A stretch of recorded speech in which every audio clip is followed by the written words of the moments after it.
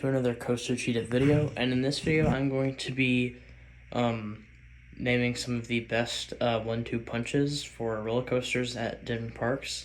There's going to be 10 of them, but they're not in any order. But in my opinion, these are the top 10 best coaster 1-2 punches. So the first 1-2 punch is Six Flags Mexico, and we have Superman, Ultimo Escape, and Medusa Steel Coaster. And I feel like Superman Ultimo Escape is pretty overshadowed in the park because there's an RMC. But honestly, Medusa Steel Coaster looks really fun, and the roll at the end, or towards the end, looks really fun.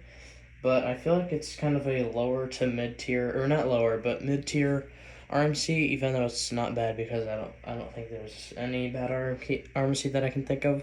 But Superman Ultimo Escape is, from what I've heard, a super underrated and awesome Morgan Hypercoaster. So that's why Six Flags Mexico is in the top 10 best coaster 1-2 punches. Now the next 1-2 punch is Kennywood with Phantom's Revenge and Steel Curtain. And I think both of these coasters are awesome, and I think Steel Curtain gets way more hate than it should. Phantom's Revenge is, in my opinion, the better coaster here. But still, this is a great coaster 1-2, great coaster 1-2 punch. And Kennywood is just an awesome park. Both the coasters are awesome, and they're both hyper coasters. So, yeah. Now moving on to our next coaster 1-2 punch, we have Kentucky Kingdom with Storm Chaser and Lightning Run, and an RMC and a Chance Hyper GTX, which is not very common at all. And Lightning Run is actually almost better than Storm Chaser. Lightning Run is a really high paced, awesome coaster with some snappy transitions, and it's honestly just really good.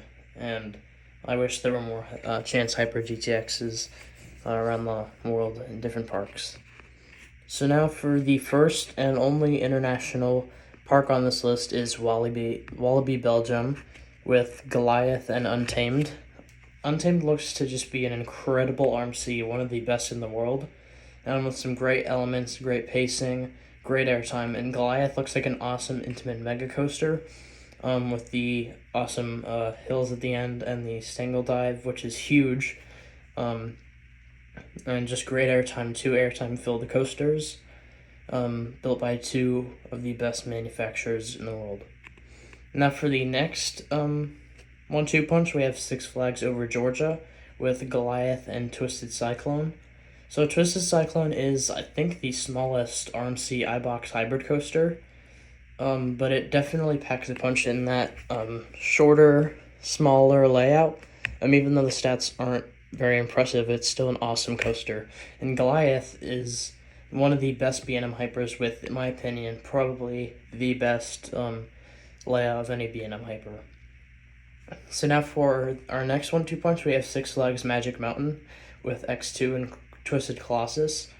And these are 2 extremely different rides. One, a dueling airtime-filled, inversion-filled RMC hybrid coaster, and the other, an aero, crazy, intense coaster, or wing coaster. So yeah, 2 totally different rides, but they're both awesome for such an awesome park. Now for our next 1-2 punch, we have Busch Gardens Tampa with Iron Gwazi and Matu. Matu, in my opinion, being the best B&M invert in the world, and Iron Gwazi being the best coaster in the world, is just an awesome mashup. And now for Carowinds, we have Copperhead Strike and Fury 325.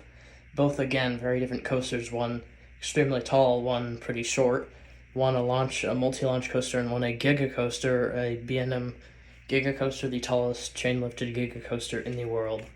Actually, the tallest lifted coaster in the world. So just a great combo. Both coasters are awesome.